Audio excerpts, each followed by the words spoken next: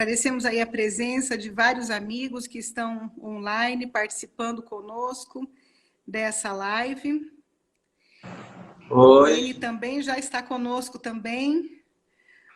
Boa tarde, Dene. Oi, tudo bom, Kátia? Hoje parece que a nossa conexão está um pouco lenta. Então, agora parece que vai dar certo, né? Vai dar certo, né? Então, Dene, já tive a alegria de te apresentar para quem está nos acompanhando hoje e contei para eles especialmente que você é o primeiro juiz de Mato Grosso do Sul que atua com acolhimento de crianças e adolescentes exclusivamente no programa de família acolhedora, né? Em Camapuã, vocês não têm mais acolhimento institucional, é isso mesmo? É isso mesmo, Kátia. Na verdade, hoje já não é mais uma exclusividade de Camapuã, né? Em Mato Grosso do Sul nós já temos várias outras comarcas que também atuam dessa forma. O que há de verdade nisso que você está falando é que realmente iniciou, Camapuã foi a primeira comarca de Mato Grosso do Sul a acolher crianças e adolescentes em família acolhedora, apenas em família acolhedora, né?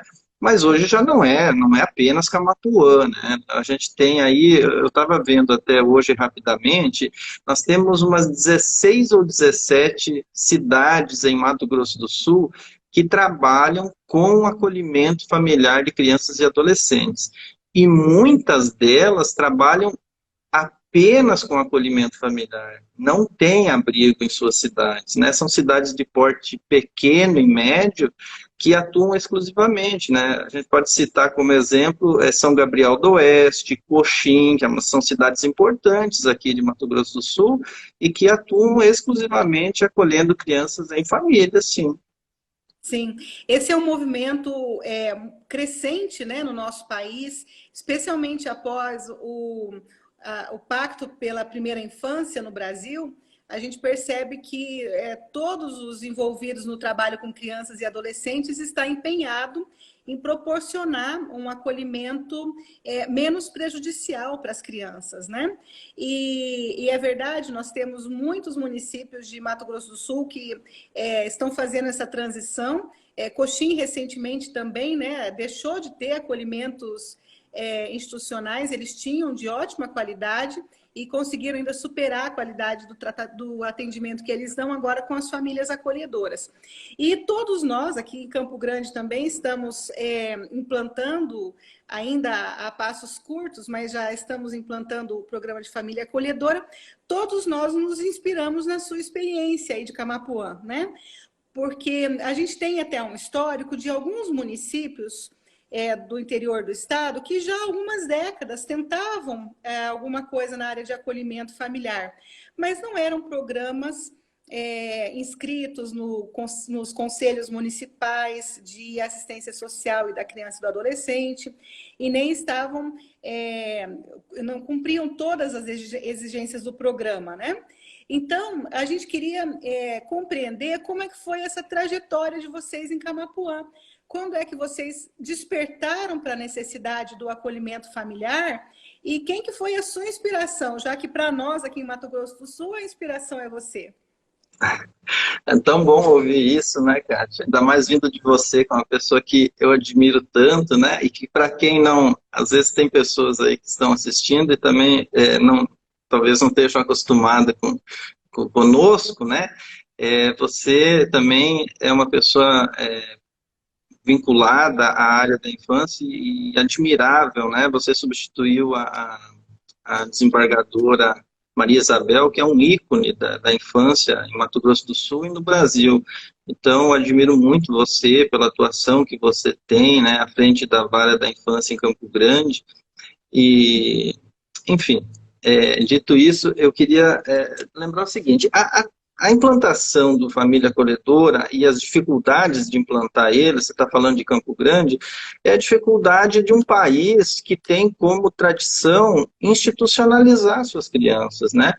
nós temos uma tradição no Brasil desde sempre de colocar as nossas crianças, quando precisa retirar da casa do papai e da mamãe, de colocar elas em grandes instituições, né?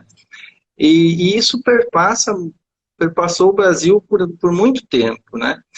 Veja que, assim, até 20 anos atrás, a gente encontrava instituições, assim, com 400 crianças, né? Isso nem 20 anos atrás, Kátia. 18 anos atrás, quando houve as caravanas de Marcos Rolim, antes daquela pesquisa do IPE, para quem está mais familiarizado com isso, havia instituições com 400 crianças, né, onde eram cuidadas.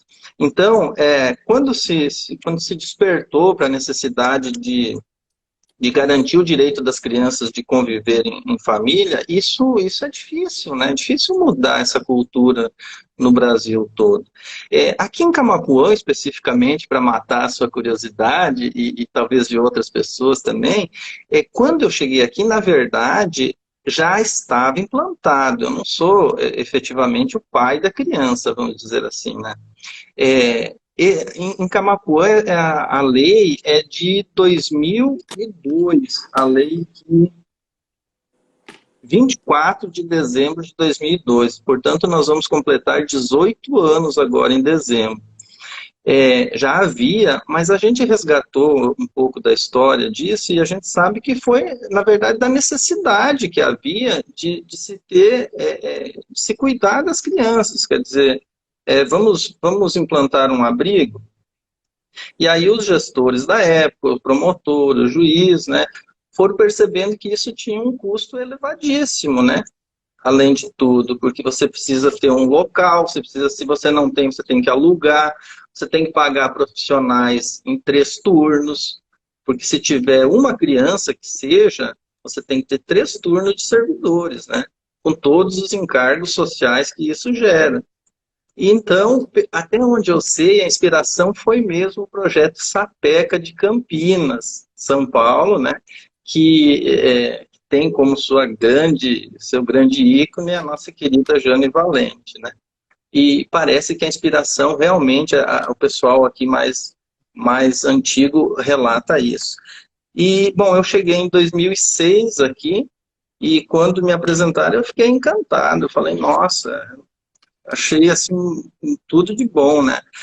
Comparando com o atendimento que a gente faz nas instituições, eu achei maravilhoso isso. E o que você observou de vantajoso, assim, numa primeira vista, o que mais te chamou a atenção como uma vantagem desse programa de família acolhedora para a criança? Porque para o poder público, apesar da demora em que eles estão se organizando para isso, a economia é muito grande, né?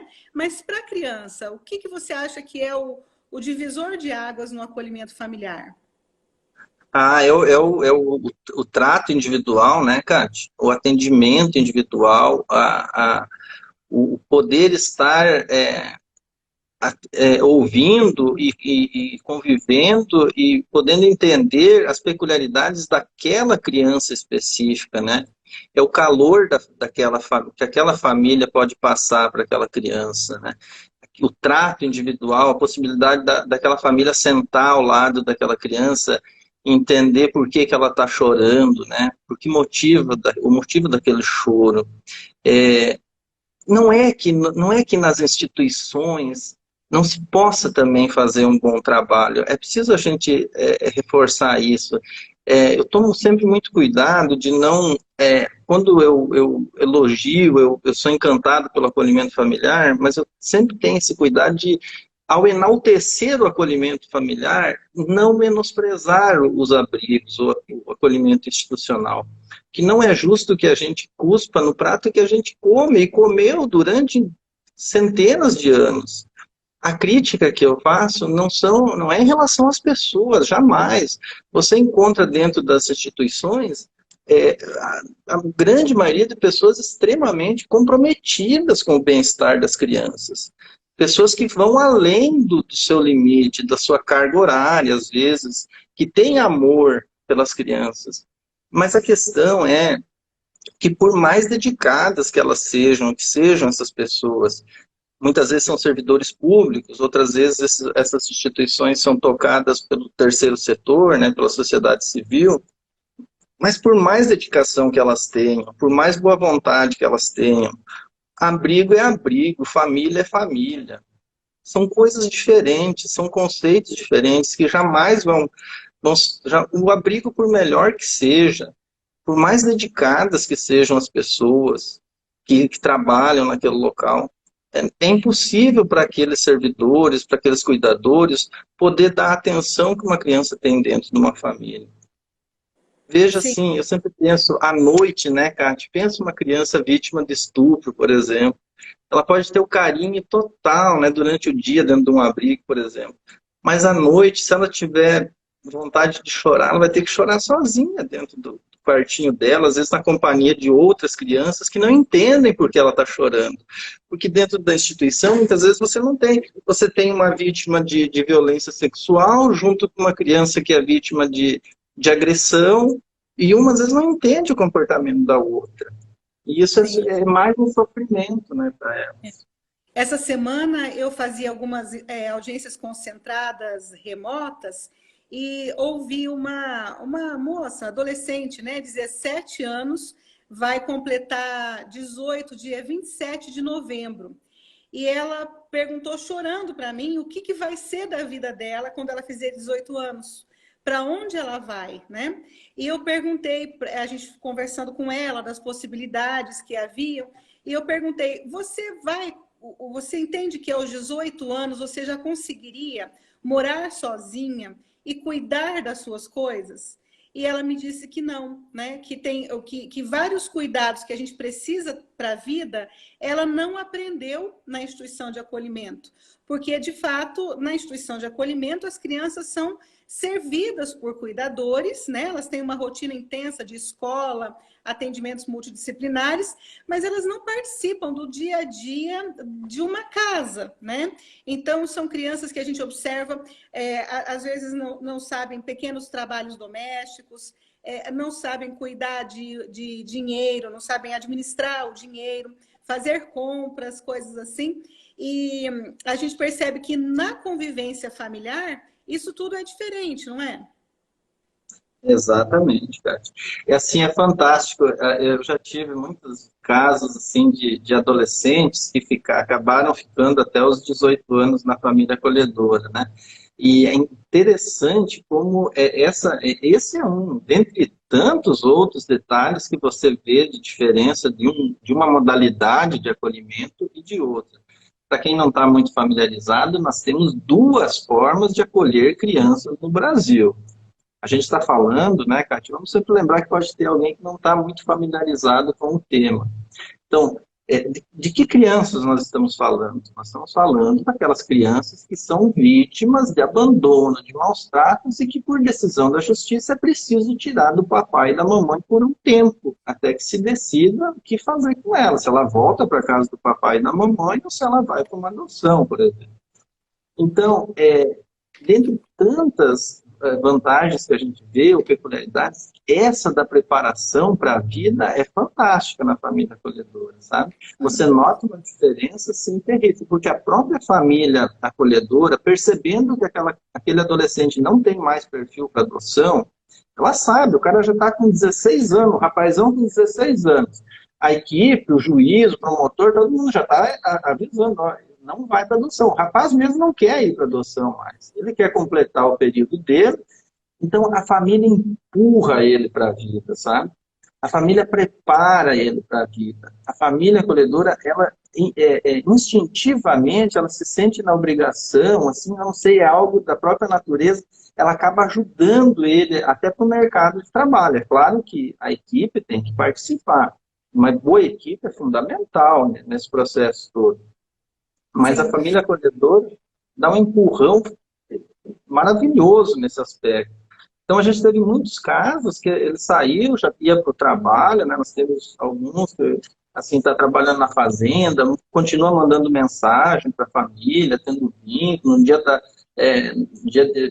das mães, manda mensagem. Quando vem para a cidade, às vezes trabalha na fazenda, vem para a cidade, dá uma passadinha lá, quer dizer, não perdeu aquele contato, sabe? É Uhum. muito Dene, aproveitar e contar para você que nós temos amigos do Brasil inteiro participando dessa live, amigos legal. do Acre, também de Rondônia. Sejam todos muito bem-vindos. Também temos amigos aqui da nossa região, Doêmia, Sâmia, Olha, a Rosângela. Raquel falando, desculpa, Kátia, a Raquel pedindo para a gente falar da remuneração, depois vamos falar assim, né, Raquel? A Vamos, gente vai vamos tocar sim. nisso assim. A nossa Aham. colega Melina, Pedro Zanata, Adriane, Lívia, Bernadette, Que sejam todos legal. muito bem-vindos. E esse é um assunto bem interessante. Dene, esse Quero subsídio, mandar um abraço para o esse, pessoal lá do Rio Grande do Sul, Kátia, já que está na hora dos abraços, quero mandar um beijo lá para o Rio Grande do Sul, para o seu Júlio, para a dona Rine, deve estar lá me vendo também. Meus paizão, tem se parente aqui, Wanda da La Riva, tem. muito bem. Pessoal de Rio Branco, Minas Gerais, que ótimo, Dene. Legal, muito Estão bom. me chamando aqui de fera. Ah, e aí? Sobre essa questão do valor que se paga às famílias, isso é um salário, é um pagamento para as famílias, ou esse valor tem uma outra destinação? Kátia, sabe que nesse processo de ampliação do serviço de acolhimento, parece que tem momentos que um assunto é mais efervescente que outro, sabe? Durante esses anos eu acabei visitando alguns lugares, também a gente recebeu aqui muitos municípios que tinham interesse de conhecer como que a gente fazia aqui e tal. Então, durante muito tempo, assim, um dos temas que sempre foi palpitante era a questão do vínculo. Ah, como que é o vínculo? Como que é essa questão do rompimento do vínculo? A criança se apega com a família acolhedora e depois tem que se desligar. Então, durante muito tempo, esse foi o assunto da vez. Depois, se você quiser, até a gente dá uma pincelada nisso daí também. Porque ainda é um tema palpitante. Mas eu percebo Sim, que agora a gente já tá evoluindo e agora um dos assuntos muito interessante que as pessoas têm se debatido muito é a questão do subsídio para as famílias acolhedoras. E é um tema legal porque, assim, eu tenho para mim que ele pode ser realmente, se for bem interpretado, uma alavanca propulsora de desenvolvimento do serviço de acolhimento. Porque, olha, Kátia, a gente está falando, né, e mostrando as vantagens, o quanto é bom você cuidar uma criança numa casa e não num ambiente coletivo, mas, assim, para decepção de todos que estão nos ouvindo, o Brasil tem 95% das suas crianças ainda em instituições. E 5% das crianças que estão fora da casa do papai e da mamãe que estão em família acolhedora apenas 5%. Então, essa realidade é que nós precisamos trabalhar para tentar inverter, como em outros países, né? Países da Europa, por exemplo, a realidade é o contrário. A maioria das crianças estão em acolhimento familiar e a minoria estão nas instituições. Então, eu acredito que a questão da remuneração das famílias, ela realmente pode ser essa alavanca propulsora para aumentar, estimular o ingresso de famílias e a permanência de famílias no serviço. Porque, convenhamos, não é fácil você cuidar dessas crianças, né? A gente tem que respeitar e valorizar essas famílias, né? Não é fácil a gente cuidar dos filhos da gente. Agora, você imagina cuidar dessas crianças, que no mais das vezes são crianças que chegam nas casas agressivas, tristes, nervosas, muitas vezes depressivas, enfim, normalmente não chegam anjinhos, né? São crianças que estão precisando de muito carinho. Então, o que que diz? Pois não, pode falar. não, eu ia dizer para você que agora na pandemia, muitos pais estão às voltas com as crianças em casa, né?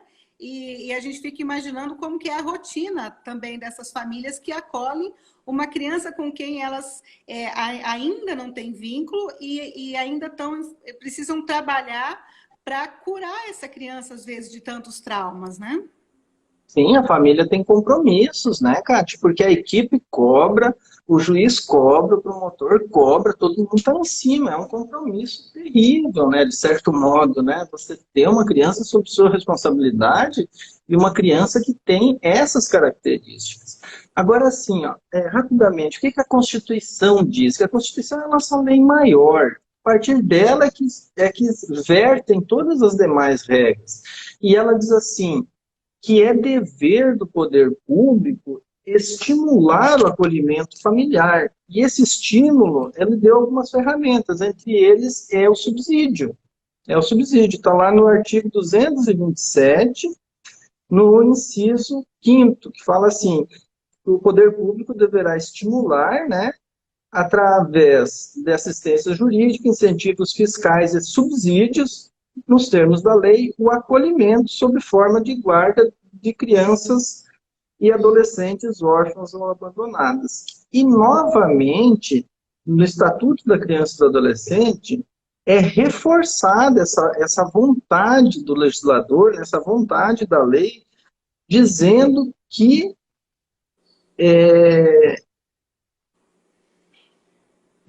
o poder público deverá, no 34, né, o poder público estimulará o acolhimento familiar, dentre outros, através do subsídio. Então, esse subsídio, que é, na verdade, um incentivo financeiro, ele tem que ter essa vocação de servir de estímulo ao acolhimento familiar.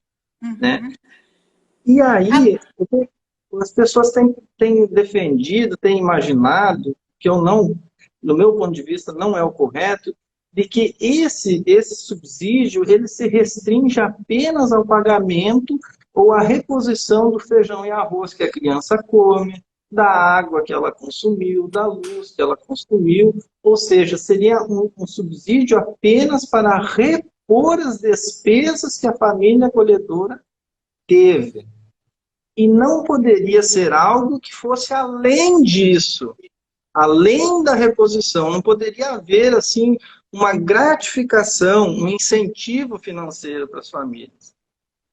Agora, eu reflito contigo, Cátia, se isso realmente fosse suficiente para servir de estímulo ao desenvolvimento do acolhimento familiar, nós não estaríamos na realidade que nós estamos. Então, o subsídio ele tem que ter essa natureza constitucional, que é de servir de propulsor ao desenvolvimento do acolhimento familiar. E, portanto, eu não vejo ilegalidade nenhuma de que a família acolhedora receba, além da compensação pelo feijão e arroz que a criança comeu, pela luz que a criança gastou, pela água que a criança consumiu, que ela também receba uma gratificação financeira como estímulo a que elas ingressem no serviço e a que elas se mantenham no serviço de acolhimento familiar. A gente tem visto algumas leis municipais que prevêem até isenção de imposto também como forma de incentivo, né? Vocês têm isso em Camapuã? Sim, e é na mesma linha, viu, Cátia? É na mesma linha porque, na verdade, é atendimento ao que dispõe a Constituição Federal, quando ela refere que o poder público estimulará o acolhimento familiar por meio de incentivos fiscais. O que é incentivos fiscais? Você isentar a família acolhedora de pagar o IPTU da casa dela. Não é uma forma de incentivo fiscal? Então, isso para o município é uma merrequinha. Na verdade, isentar o IPTU da casa da família acolhedora não tem um impacto, além de ser legal, porque está previsto na Constituição e no ECA, isso para ela, enquanto família, representa muito, porque ela se sente muito valorizada. Então, a nossa lei realmente prevê, não só a nossa, viu, Cátia? Uhum. Tem muitas outras cidades, né, em Mato Grosso do Sul, essas 16 ou 17 cidades que representam 20% das nossas cidades, né, porque nós temos poucos municípios em Mato Grosso do Sul, são 79, percentualmente até um número elevado, né? Sim. Elas têm, sim, esse fator de isentar o IPTU das famílias como forma de incentivar o acolhimento, de incentivar que as famílias ingressem, porque é uma dificuldade você garimpar famílias, e as que ingressarem também um incentivo para que elas permaneçam no acolhimento familiar. Certo. Na média, Dene, quanto você tem percebido que é o valor desse pagamento mensal para as famílias? Olha, assim, aqui no nosso estado, a gente nota assim, como padrão, um salário mínimo. Uhum. Para um salário mínimo, no meu caso aqui de Camaquã e de tantas outras cidades daqui que seguiram o modelo de Camaquã, um salário mínimo para repor para aquela família o feijão e arroz, o gás, a água, a luz, ou seja, para compensar as despesas que ela teve, e mais um salário mínimo como um estímulo para que aquela família permaneça no serviço, mensalmente. Então, um salário mínimo, a gente fala assim, um salário mínimo para as despesas da criança e um salário mínimo como incentivo para a família acolhedora, para fomentar, estimular o serviço. Certo. Dene, estou recebendo abraços aqui do seu filhote, dos amigos de São Paulo, Rio de Janeiro, Legal. e gostaria de perguntar para você, diante desses incentivos, vocês, na prática, já encontraram famílias que estão interessadas no serviço apenas pensando no eventual retorno financeiro? Isso existe? Ah, Cati, eu, ao longo desses anos, são 13 anos que eu estou aqui em Camaquã, a nossa lei sempre teve essa característica de pagar dessa forma, um salário para manter as despesas da criança, um salário para a família. Se a gente falar assim, foi possível perceber, e se foi possível perceber, ou no processo de seleção isso fica escancarado, uma equipe com alguma habilidade consegue, ou então eu te diria assim, na primeira semana de acolhimento, essa família pede para sair. Uhum. Porque se ela não é pelo salário, não é um salário, há sempre o item amor nesse processo. É impossível dizer assim, essa família, apenas em razão do salário mínimo que ela vai ganhar, ela vai se dispor a passar uma noite cuidando de um bebê chorando, sabe? Muito raramente, a não ser que ela tenha também amor. É possível conjugar. Eu não descarto, assim, tem gente que já comentou isso, assim, olha, se generalizar, se todo mundo pagar dessa forma, talvez vai surgir pessoas interessadas apenas no dinheiro. Isso, para mim, primeiro, é de fácil constatação no processo de seleção. A equipe com alguma sensibilidade vai perceber, porque essa família tem que ter um perfil, ela tem que demonstrar aptidão, ela tem que ter um histórico. As psicólogas que ouvem elas, que capacitam, elas conseguem diagnosticar isso. E segundo, se falhar todo o processo de seleção, ela passar, eu diria que ela não aguenta os primeiros 15 dias de acolhimento.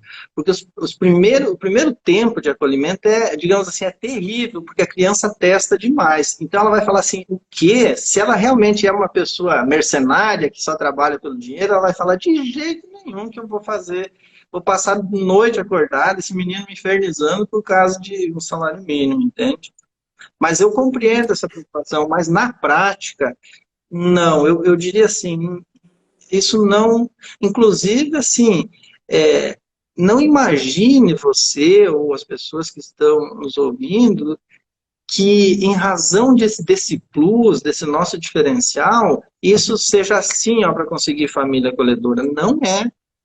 Mesmo assim, mesmo você falando para a família, olha, você tem, aqui a gente tem a isenção do IPTU, a gente tem esse pagamento que é um pagamento para as despesas da criança e um pagamento de um salário como estímulo à família. A gente tem descanso anual para essas famílias, remunerado, ou seja, ela continua ganhando o saláriozinho dela e descansa um mês por ano, porque a gente percebeu que a gente perdia muita família, sabe, Kate? Uhum. Virava ano, entrava ano, ela falava, doutora, eu não aguento mais, se eu não descansar, eu não vou aguentar mais, porque saía um, entrava outro, saía um, entrava outro. Ela falava, eu preciso descansar, eu preciso descansar. A gente, olha, tá certo, ela tem que... Então ela tem esse descanso, e agora, recentemente, o prefeito atual alterou a legislação para colocar o 13º incentivo. Então ela recebe o 13º incentivo. Mesmo assim, não é brincadeira para você conseguir. Você tem que fazer uma boa divulgação, sentar, explicar, gastar um tempo. Então, eu te falo assim, é um plus? É algo que auxilia? Mas não vai ser em razão disso que nós vamos transformar as famílias acolhedoras em mercenários, em pessoas que só vão cuidar pelo dinheiro. Até porque nas instituições as pessoas também trabalham pelo dinheiro, né? E não deixam de fazer o seu papel. É bem importante você pontuar isso, porque tem pessoas que não conhecem o programa, mas acham isso e acham aquilo e acabam assim desmerecendo o trabalho, né, por ignorância. E eu estou ouvindo aqui os técnicos de Camapuã dizendo que eles são verdadeiros detetives na hora de habilitar as famílias, né? Aqui os amantes das séries dizem que as equipes parecem agentes do CSI. Então, é isso Ah, mesmo, uma investigação psicossocial bem feita consegue eliminar, né, eventuais problemas. Agora, Dene, como aqui no Brasil nós somos muito afetivos, nós abraçamos, beijamos e logo criamos vínculos com as pessoas, uma dúvida que todos têm é de como tem se dado o desligamento da criança que está em família acolhedora para a sua família de origem ou mesmo para a adoção. Porque muita gente continua com aquela sensação de que é um grande sofrimento para todo mundo quando ocorre essa separação. sim. Cátia, se você me permite, antes de entrar nesse assunto, eu só queria complementar dizendo que recentemente o município aqui de Camaquã fez uma consulta ao Tribunal de Contas do Estado, aqui de Mato Grosso do Sul, e o Tribunal de Contas do Estado considerou adequado, acertado, o fato de se fazer esse pagamento para a família acolhedora, não como pagamento salarial, mas como um incentivo, até um voto muito interessante, o parecer do Ministério Público de Contas muito interessante, onde ele fala quais a natureza que o subsídio pode ter. Ele até fala de 3 naturezas diferentes que o subsídio pode ter e cita outras formas que o governo adota de repassar recursos para as pessoas como modo de incentivar determinadas atividades de relevante valor social, que não caracterizam um vínculo trabalhista, mas que não afrontam a lei e que então a gente teve assim esse respaldo também do Tribunal de Contas, o que deve assim servir de estímulo também para outros estados, outros lugares, porque eu estou convencido cada vez mais de que isso realmente pode aumentar, né? Eu não digo que vá, mas a gente tem que aumentar esses 5%. É muito triste saber que a gente está em 2020 e nós estamos com 95% das nossas crianças ainda nas instituições. Também sobre a seleção, Kati, eu diria assim, não é impossível da gente ainda, mesmo assim, selecionar más famílias, né? Não existem famílias perfeitas, de vez em quando a gente erra, por mais dedicação, por melhor que seja a equipe, de vez em quando a gente acaba, né, durante a seleção, acaba passando alguém que na prática, você vai ver, poxa, não era aquilo, por melhor que seja a seleção que seja feita. Então, sobre os vínculos, né? Sobre a questão da vinculação, realmente, né? O brasileiro ainda tem essa característica especial. E as pessoas dizem assim, olha, se o serviço de acolhimento é algo transitório, a criança não está ali para sempre, porque adoção não é, né, Cátia? Vamos deixar Não. bem claro, não tem nada a ver com adoção. O que nós estamos falando aqui é de um local onde a criança que é retirada da casa do papai e da mamãe vai permanecer por um tempinho até que se decida para onde ela vai. O problema é que esse tempinho, dependendo do caso, acaba se prolongando. E a gente tem que dar atenção para esse período. esses vínculos transitórios não pode ser considerado um subvínculo. A gente tem que dar atenção para esses vínculos transitórios, assim como ocorre no apadrinhamento afetivo, o acolhimento familiar, por ele ser apenas por um determinado período, a gente não pode tornar ele um vínculo menos do que os demais, menos do que a adoção ou menos do que a família de origem. Porque às vezes é aquela noção de família que a criança vai ter para o resto da vida, vai ser a única noção de família. Então, a gente tem que dar uma atenção muito forte nisso. E as pessoas dizem assim, mas se ela vai ficar só um tempinho, e daqui a pouco ela vai sair de lá, não é pior para ela? Ela vai se apegar à família, a família vai se apegar a ela? Como que fica no momento da despedida? Olha, aparentemente, isso dá a impressão de que seria uma coisa ruim, mas na verdade não é. Exatamente formar vínculo, ser amada, receber amor, ser querida pela família, é o que a gente busca na família acolhedora e é talvez assim a grande falha da instituição, porque na instituição é difícil a criança se vincular a uma pessoa.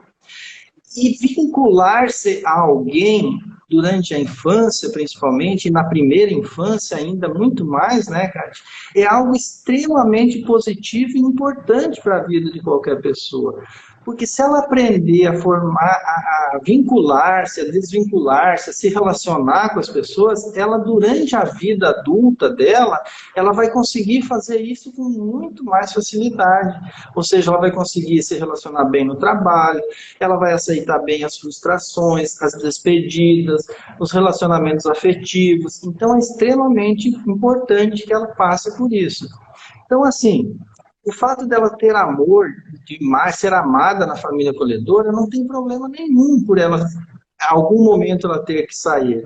Até porque ela não vai sair da família acolhedora em razão de uma nova violência. O motivo que faz com que ela saia da família acolhedora não é uma nova violência, não é uma nova violação dos seus direitos. Pelo contrário, a criança sai da família acolhedora com dois destinos apenas. Ou ela volta para a casa do papai e da mamãe, ou ela vai para a adoção. Ou seja, em qualquer uma das duas hipóteses, é algo para ela muito bom. Ou seja, é motivo de comemoração, de festa. Ela não vai sair triste, ela não vai sair porque foi violentada, porque foi agredida, porque está se sentindo abandonada. Né? Portanto, a notícia é boa. Para casa, para adoção, importa que por tua mão já pode soltar que voa, aquela história toda lá. E assim, ela saindo da casa, ela sabe que ela não está saindo por um novo abandono, mas sim porque ela está indo para algo melhor. E a vida da gente é assim mesmo, né, Kátia? Sim. A vida da gente é assim, é feita desses encontros, desencontros. A gente tem que estar preparado para isso. A gente não deixa de entrar numa relação, né, Kátia? Entrar numa relação por causa do final. Eu lembro muito da minha professora da primeira série, né? Eu era realmente apaixonada por ela. Ela mora em Campo Grande hoje, às vezes a visito. Eu achava a mulher mais linda do mundo. É a minha professora do prezinho, quer dizer. E eu passei de ano, fui para o primeiro ano. Aquele referencial da primeira professora foi maravilhoso e me ensinou um padrão de relacionamento a partir de então, né, com os próximos professores. E eu te pergunto, é comum que a família acolhedora mantenha a convivência com a criança na nova família depois que ocorre o desligamento? É comum, principalmente agora, nessa era digital, aí é muito comum, sim. É extremamente comum. E às vezes, se a criança vai para adoção, aí depende um pouco do desejo da nova família que está adotando também, mas no mais das vezes, as famílias que adotam também preferem, porque aí faz vamos dizer assim, uma desmama gradativa, né? Vai fazendo uma desmama aos poucos daquela criança e ela vai se adaptando e formando vínculo mais rapidamente com a família de adoção. É interessante, Kátia, você que faz muita adoção em Campo Grande, a hora que você você vai perceber muito claramente a diferença entre a adoção de crianças que têm origem no acolhimento institucional e no acolhimento familiar. Eu já tive oportunidade de falar com mães que adotaram crianças oriundas de instituição, que participaram de alguns eventos, e elas no final diziam assim, olha, tudo o que vocês falaram aí, o meu filho passou por isso. E se tivesse passado por uma família acolhedora, isso tudo ele teria aprendido na família. Então, a criança que sai do acolhimento familiar para uma adoção, ele tem uma facilidade muito maior de se vincular, né? E é uma das grandes vantagens que eu vejo. E quem sofre mesmo na despedida, vamos dizer assim, é muito mais a família acolhedora, viu? A família acolhedora é que sente, né? Que a gente tem que trabalhar para que ela se prepare. Claro, a criança também, mas normalmente ela está muito mais na expectativa ou de voltar, imagina, voltar para casa do papai e da mamãe. A mamãe está curada da doença que a mamãe tinha, largou as drogas, que coisa maravilhosa. Ela não vai nem, ela vai sair correndo. Se ela for para adoção, ela também está muito mais na expectativa dessa nova família e tal. Então, a criança realmente, a gente nota que ela não liga muito não, viu? Agora, a família, normalmente, mas aí a equipe já está pronta para dar esse suporte e há uma preparação, né? Há um item chamado preparação ao desacolhimento, onde tudo isso é preparado. Sim, e as famílias são de pessoas adultas e saudáveis, né? Às vezes a gente tem a oportunidade de passar as férias com um sobrinho e quando se despede fica morrendo de saudade. Mas nós somos adultos e estamos preparados para essas mudanças, né? E me chama a atenção, aqui em Campo Grande nós temos apenas 3 famílias acolhedoras. E me chama a atenção o comportamento da criança que deixa a família acolhedora e a que deixa a instituição de acolhimento. Dificilmente uma criança, depois de reintegrada à família ou inserida em adoção, deseja visitar a instituição de acolhimento de novo. Eles temem voltar para aquele lugar e ficarem ali. Mas a gente já tem experiências de criança que ficou em família acolhedora e ali conviveu com netos ou sobrinhos dos familiares e que hoje, já de volta na sua família natural, pede para passar o sábado na casa dessas pessoas com quem ela conviveu, que passaram a ser amigos ali da família, né? Cate, outro detalhe que você já deve ter percebido, quando você entra numa instituição, num abrigo para visitar, é muito normal, né, que é uma cena triste para quem nunca visitou. Inicialmente as crianças ficam um pouco arredias, mas depois elas correm em cima da gente e nos tocam, né, querem sentir se a gente é de verdade. E uma das primeiras perguntas deles é quando que eles vão embora, né, quando que eles vão sair dali. Se você vai levar ele, quando que eu vou, se você vai ser meu papai, aquelas coisas assim que arrebenta o coração da gente, né? Na família acolhedora, você vai visitar, filha, ele não vem te dar um abraço, não chega perto, chega por educação, porque a família ensinou ele, mas ele não te pergunta quando ele vai embora. Ele não quer saber onde ele vai, ali ele está, ali ele fica, porque ele está suprido emocionalmente. Então, aquela carência que você vê assim, na instituição, não percebe o agir da criança. Quando que eu vou ir? Para onde que eu vou?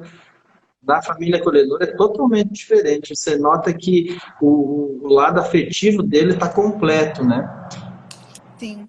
Dene, aqui Helena, nossa coordenadora da Mulher, deixando um abraço para você. Um abraço. Comentários aqui dos nossos participantes. E tem uma outra questão que é bem importante. Algumas famílias acolhedoras ou interessadas em ingressar no programa, elas temem que a família de origem vá ficar na porta da casa delas, importunando, querendo sequestrar a criança ou fazer visitas fora de hora. Como é que a gente contorna isso? Quando eu toco nesse assunto, eu uso uma frase que simplifica muito, ainda mais quando a gente já está quase em cima da hora, né? Quando o papo é bom, a hora corre, né, Cátia? Eu digo assim, família acolhedora e família de origem não são inimigas. Esse é o ponto de partida. Até porque a família de origem, ela tem que ser orientada, ela tem que perceber que aquela família acolhedora, na verdade, está fazendo uma grande coisa pelo filho dela. Ela não foi na casa da família de origem para resgatar aquele filho. Pelo contrário, ela está cumprindo uma ordem, está acolhendo uma criança que sabe Deus para onde estaria indo naquele momento. Então, essa pergunta é uma pergunta que surge realmente, Cátia, foi muito, muito oportuna a tua colocação, porque é uma pergunta que surge quando a gente fala com as famílias acolhedoras. E eu te digo assim, todos esses anos, em 13 anos, eu acho que eu tive 2 casos aqui em Camapuã que a família acolhedora reclamou. Falou assim, olha, o cara está chegando embriagado, está mexendo o saco. Aí, assim, como que eu resolvi isso? Resolvi como a gente resolve um caso normal. Às vezes proibindo, quando o caso é extremo, proibindo a visitação ou estabelecendo visitações regulares. Às vezes até marcando uma audiência, porque normalmente essa família, a família de origem, se ela for bem orientada pela equipe, ela não tem dúvida que a família acolhedora é uma aliada dela. É alguém que está ajudando o filho dela e ajudando ela. Que é alguém que não vai tomar o filho dela, até porque a família acolhedora é um local transitório, não vai haver disputa de guarda entre as duas famílias. A família acolhedora não quer o filho da família de origem.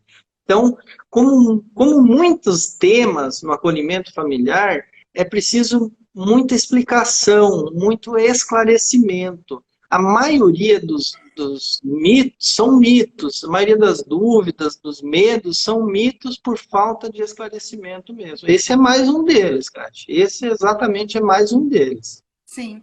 Eu postei aqui no nosso chat um guia sobre dos materiais do Ministério, né, de Desenvolvimento Social sobre família acolhedora, que pode ajudar quem quer implantar o serviço nesse passo a passo.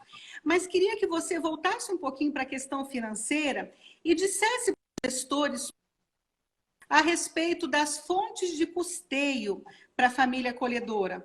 Porque, assim, é incrível a diferença de custo, ainda que esse dinheiro todo tivesse que sair da fonte 1 do município, o custo da família acolhedora é muito inferior ao custo do acolhimento institucional. Mas me parece que as fontes de custeio também auxiliam demais o município, não é? Então, agora, nos últimos anos, a União também começou a repassar um determinado valor para os municípios que tiverem a implantação, que implantarem os municípios. Até tem uma portaria específica, né, do governo federal. A gente não tem tempo, né, para avançar nesse assunto, mas seria muito legal, porque aí completa aquilo que a gente estava falando do subsídio. A União, ela foi específica, ela disse assim, olha, o meu subsídio, eu quero que seja destinado unicamente para repor o feijão, o arroz, a luz e tal. O meu é só para manutenção. Isso não quer dizer que o município, pelo seu legislador, não possa dizer assim, olha, mas o meu subsídio, eu quero que seja repassado para a família como forma de estímulo para que ela entre ou que ela permaneça. Só para complementar aquela questão lá. Então, recursos. A União tem repassado, se o administrador implantar, a União repassa, não é muita coisa, mas repassa um pouco. A própria pasta, né? Pasta de assistência social do município pode, que é o principal. Os municípios sempre foram, ao longo desses 20 anos aí, os poucos municípios que bancaram isso, foram eles praticamente de forma exclusiva quem suportaram as despesas. O Estado, eu acho que está devendo. Nesse aspecto financeiro, o Estado ainda não pôs a mão, porque a Constituição diz que é dever dos 3, né? Estado, municípios e a União. E também outra fonte que recentemente a gente tem visto avanço é em relação ao Fundo da Infância, né, Cátia? Ao Fundo Municipal da Infância. O Fundo Municipal da Infância tem sido admitido que o Fundo Municipal da Infância destine valores, sim, para o acolhimento familiar. Aliás, tem uma destinação que é obrigatória. E o Tribunal de Contas de Santa Catarina, no ano passado, emitiu um enunciado exatamente nesse sentido, dizendo que está autorizado o uso de valores do fundo da infância para repasse direto, inclusive, para as famílias acolhedoras. E nessa nossa consulta, que a consulta que o município fez ao Tribunal de Contas aqui do Estado, essa indagação foi refeita e isso também foi reafirmado pelo Tribunal de Contas de Mato Grosso do Sul, dizendo que se não estiver sendo mantido por outro fundo, sim, pode ser utilizado valores do FIA, né? Que interessante. A gente percebe que há todo um movimento nacional que preparou caminho para que a gente invista na família acolhedora, né? E os resultados a gente vai vendo no dia a dia, conforme essas crianças vão sendo inseridas. E um outro aspecto que me chama a atenção é que o trabalho de reintegração familiar também parece mais fácil quando a gente tem uma criança em família acolhedora e não em acolhimento institucional. Talvez por causa da afinidade da equipe técnica, né, com todo o trabalho. Mas, Dene, como você disse, quando o papo é gostoso, a gente ficaria horas aqui conversando, tem tantas questões, né? Muitas pessoas que são interessadas em ser família acolhedora querem também saber alguns detalhes. E eu queria fazer aqui um agradecimento especial ao Dom Dimas, porque nós o procuramos pela Coordenadoria da Infância, a desembargadora Beth Anache fez isso, e ele, então, aproveitou a pandemia para divulgar todos os domingos, antes das missas, aqui na Arquidiocese de Campo Grande, uma mensagem convidando pessoas para serem famílias acolhedoras. E outras regiões do estado também estão replicando esse convite e as pessoas, então, podem fazer esse contato, né, com a Coordenadoria da Infância de Mato Grosso do Sul para fazer uma pré-inscrição. E eu gostaria de te agradecer muito por essas palavras, por você se manter estudando esse assunto para nos dar essas referências e essas orientações todas. E te deixar a palavra livre agora para mais uns minutos. Você tem 9 minutinhos para se despedir do pessoal e fica o nosso agradecimento muito carinhoso pela tua disponibilidade de estar conosco nessa tarde. Dene, um grande abraço para você e para os nossos amigos que nos acompanharam também nessa hora de live. Eu também fico muito feliz pela oportunidade, né? Muito bom essa nova ferramenta, né? Que agora em período de pandemia parece que está se estabelecendo e vem para ficar, com certeza. E, assim, quando o papo é bom, realmente passa, é um assunto amplo, que tem vários enfoques, alguns deles polêmicos, assim, mas é algo interessante e que a gente precisa de dar uma atenção especial, porque é necessário que a gente mude um pouco a realidade brasileira nesse aspecto, né? Cada município que implanta, que consegue implantar 2 ou 3 famílias, tem municípios que, às vezes, não compensa nem economicamente mesmo você instituir um abrigo, né? Porque, às vezes, o fluxo de acolhimento é um fluxo pequeno. Nós, hoje mesmo, na comarca aqui de Camaquã, a gente está com a comarca com 5 famílias acolhedoras. E tem 3 crianças no momento acolhidas, crianças e adolescentes. Recentemente, 2 foram para adoção. Então, como é muito sazonal, tem momentos que o número, tem momentos que baixa, e a gente percebe que os administradores têm aberto o olho para isso também. Muitos prefeitos têm mostrado interesse nesse aspecto.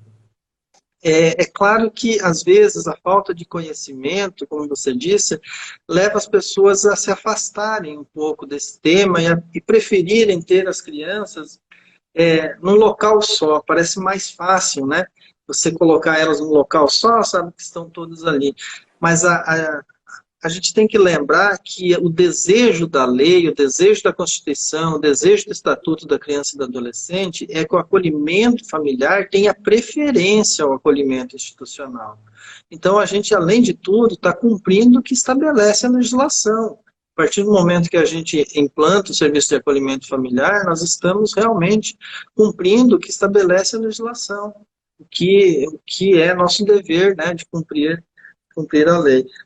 Bom, eu estou à disposição de todos que quiserem tirar outras dúvidas. A equipe aqui que trabalha com o serviço de acolhimento familiar de Camaquã também, o pessoal deve ter o contato deles, a gente pode deixar, né, Cátia? A Coordenadoria da Infância do Tribunal de Justiça também é um parceiro maravilhoso que está sempre à frente desse tema e tem condições de prestar e tirar todas as dúvidas que forem possíveis, né? Foi muito bom, agradeço, Cátia, a sua companhia, a companhia de todos que nos assistiram. Obrigada, então, a todos os amigos. Nós estamos encerrando e esperamos que essa seja a primeira de muitas outras bate-papos